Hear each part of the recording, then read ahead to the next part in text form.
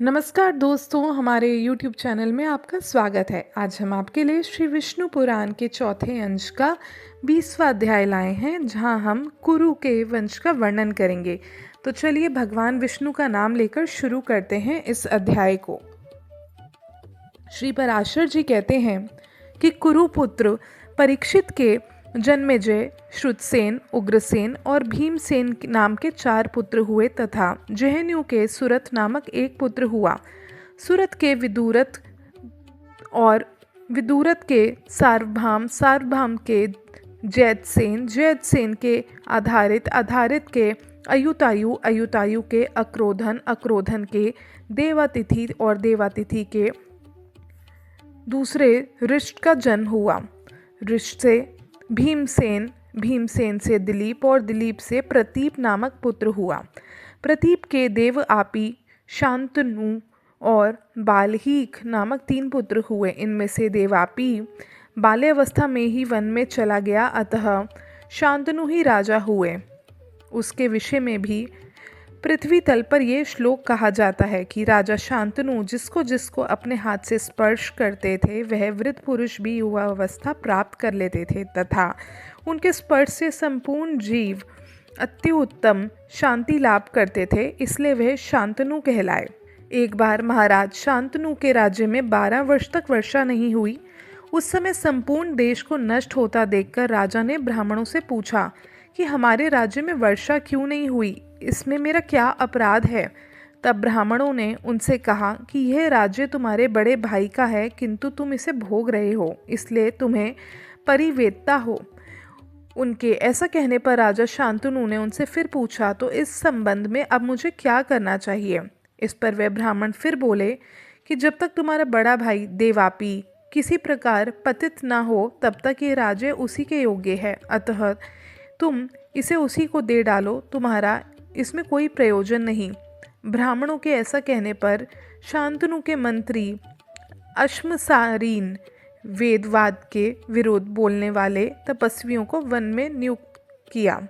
उन्होंने अतिशय सरलमती राजकुमार देवापी की बुद्धि को वेदवाद के विरुद्ध मार्ग में प्रवृत्त कर दिया।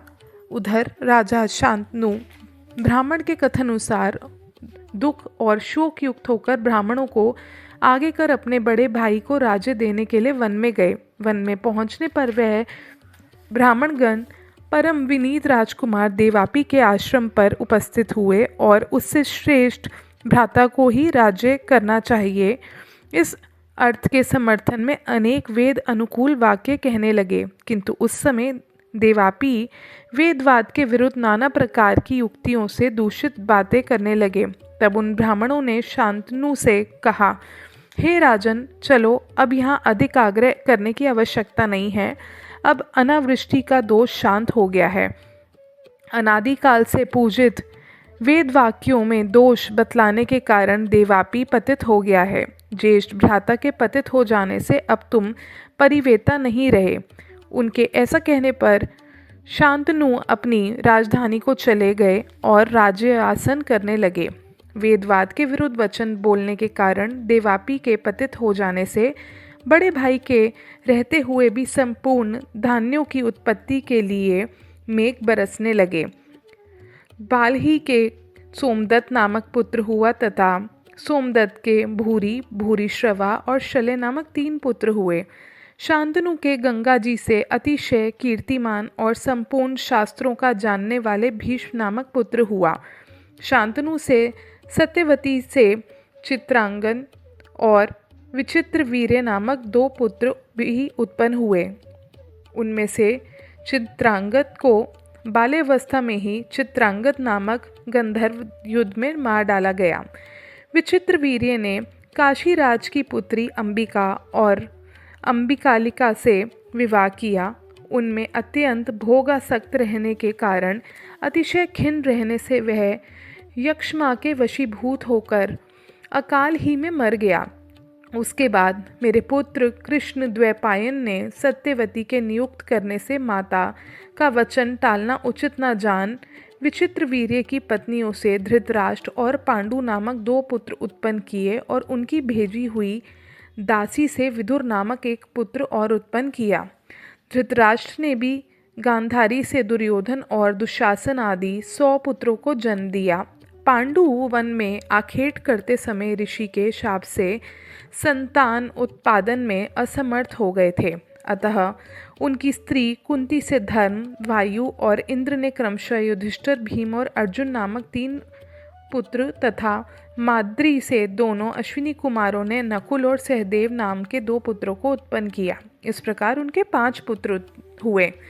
उन पांचों के द्रौपदी से 5 ही पुत्र उत्पन्न हुए।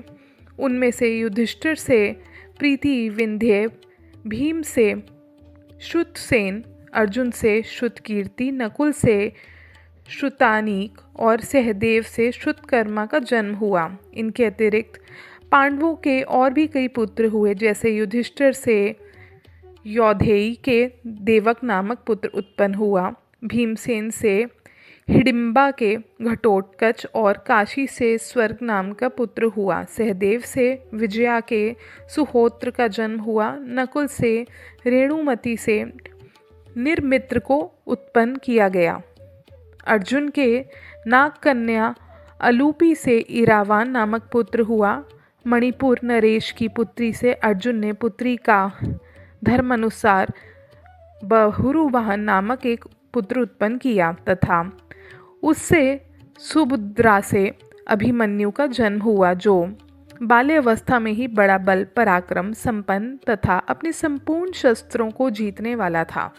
उसके बाद कुरुकुल के क्षीण हो जाने पर जो अश्वत्थामा के प्रहार किए हुए ब्रह्मास्त्र द्वारा गर्भ में ही भस्मीभूत हो चुका था, किंतु फिर जिन्होंने अपनी इच्छा से ही माया मानव देह धारण किया, उन सकल सुरासुर वंदित चरण आविंद श्री कृष्णचंद्र के प्रभाव से पुनः जीवित हो गया। उस परीक्षित ने अभिमन्यु के द्वारा उत्तरा के गर्भ से जन्म लिया, जो कि इस समय इस प्रकार धर्मपूर्वक संपूर्ण भूमंडल का शासन कर रहा है, जिससे भविष्य में भी उसकी सम्मति क्षीण नहीं होगी। इस प्रकार श्री विष्णु पुराण के चौथे अंश का 20वां अध्याय समाप्त होता है। 21वें अध्याय में हम भविष्य में होने वाले राजाओं का वर्णन करेंगे। धन्यवाद।